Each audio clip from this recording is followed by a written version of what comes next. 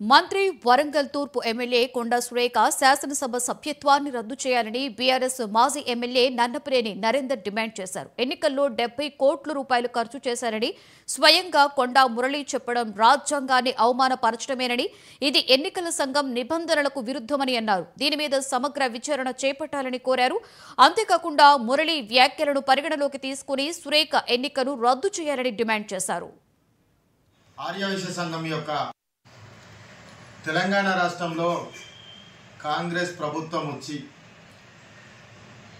6 గ్యారంటీలు 420 హామీలతోటి ప్రజలను మోసం చేయడమే కాకుండా వీరి ఎన్నికలే మోసంతో జరిగినాయని సాక్షాత్తు రాష్ట్ర క్యాబినెట్లో ఉన్నటువంటి కొండా సురేఖ భర్త కొండా మురళి 29 జూన్ నాడు వరంగల్ తూర్పు నియోజకవర్గంలోని ఆర్యవైశ్య సంఘం యొక్క సమావేశంలో పట్టణ సమావేశంలో బాహాటంగా బాజాప్తా తన యొక్క పైశాచికత్వాన్ని ప్రజలందరికీ తెలిసే విధంగా భయభ్రాంతులకు గురయ్యే విధంగా 70 కోట్ల రూపాయలు 16 ఎకరాల భూమి అమ్మి నేను ఖర్చు పెట్టినా అని చెప్పి ప్రగల్భాలు పలికాడు.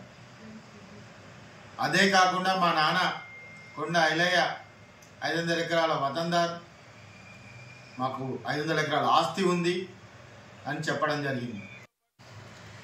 తెలంగాణ రాష్ట్రంలో కాంగ్రెస్ ప్రభుత్వం వచ్చి